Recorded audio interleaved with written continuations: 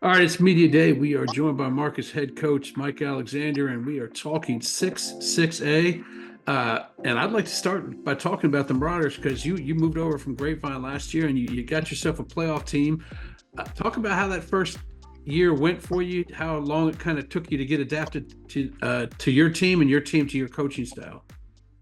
Yeah, man, it was a whirlwind. I got hired over spring break, and by the time we got here, and I had my coordinators in place, it was time to start spring ball. We didn't have a lot of time for much of anything, honestly. I feel like there were parts of the season where I kind of felt like I was substitute coaching in a sense, Yeah. for somebody else's team, just because we didn't have an off season. But man, I love that first group of seniors that we had. They did their very best to make in making the transition to what's important to our staff compared to what was important to the previous staff, because no matter how similar coaches are, head coaches, there are always going to be some differences in how you run the program and what you hold with a tight fist and what's super important. And it took us a little while to figure some of that stuff out, I think. We did have a really difficult non-district schedule, but I think it paid dividends once we got into district, because we won some tight games. Won Yeah. an overtime game against Hebron, and played a played another tight one against Flower Mound, and came out on top of those. And so, I think all in all, it was a really, really good foundational year to start a program, as a new head coach. And making the playoffs, I think, is kind of the bare minimum here at Marcus, but in doing that in our first year, it set the tone for all season, and we had a really good one. And we like our team this year. I would say they're my guys, our guys now. We've been through the fire of off season together now. We've been through some hard times together, and we have some common shared experiences. And I'm really looking forward to this season. Well, let's go into this year a little bit.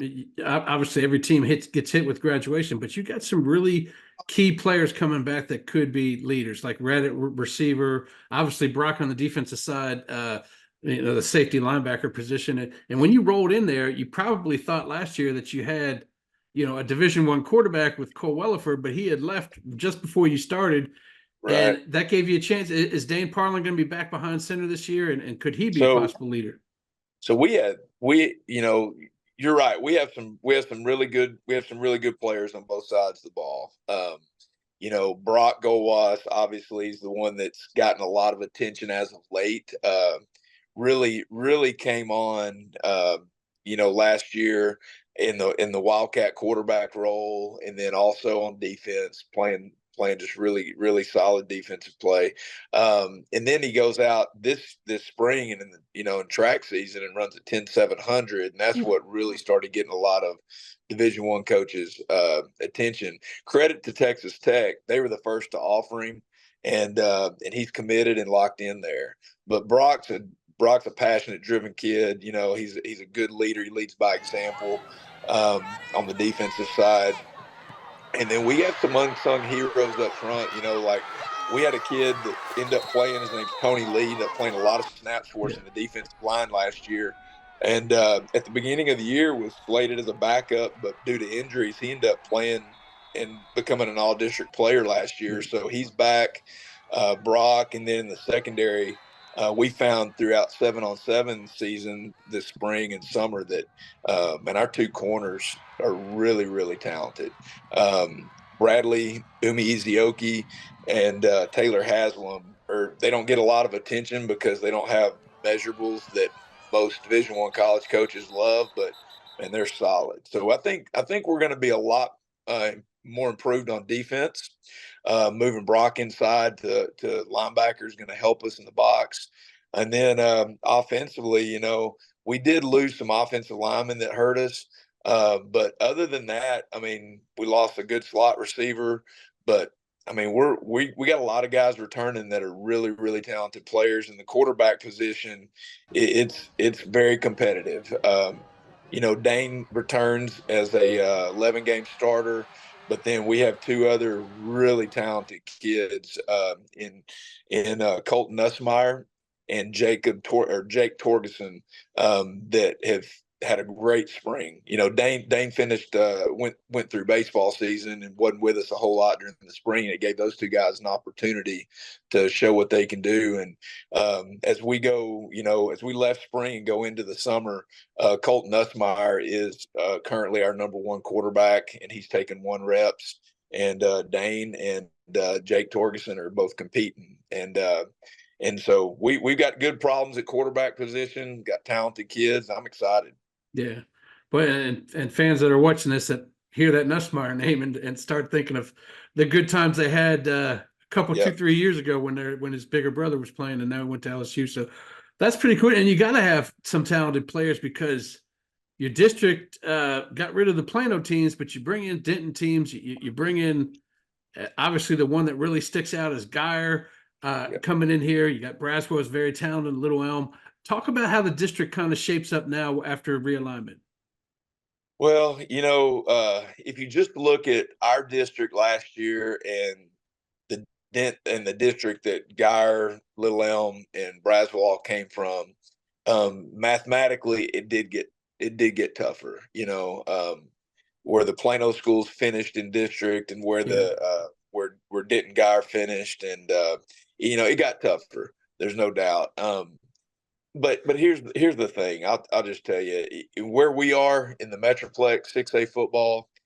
Show me an easy district. Like north of 635 6A football. There's not one. Right. Like everybody up here is in the same boat. I mean, you can have a really talented team and finish 5-5 because there's so much parity.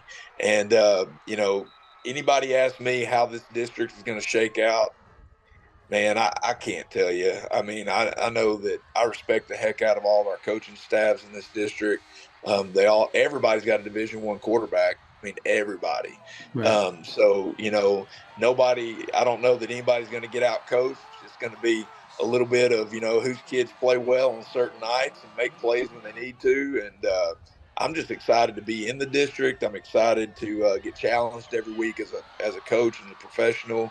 And man, I'm just super excited about the Marcus football community. We got great kids and great parents. Well, I'm going to leave you with this. You obviously, I told you I talked to Aaron Lineweaver last week. You obviously don't have Trinity on the schedule this week or this year. What does your non-district schedule look like, and what do you hope to get from those 3 games?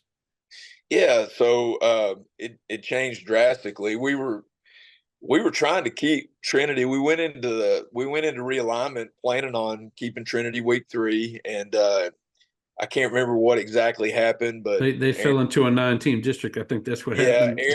Aaron reached out, said that, but even going in, we kind of made different plans, but which I'm glad we did now. But we to answer your question, we're going to start off with Keller. We have Keller Indians first game, and then we'll move down and play Arlington High School at Choctaw.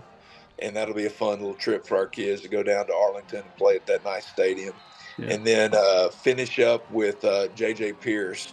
And that was a crazy deal how that one happened. We were set to play Byron week 3, and they fell in that 9-team district. Yeah. And we had to go scramble and look. And, I was looking at the board of who's available. And, I just dropped South Lake and Highland Park and Trinity, and the only there weren't any good options up there.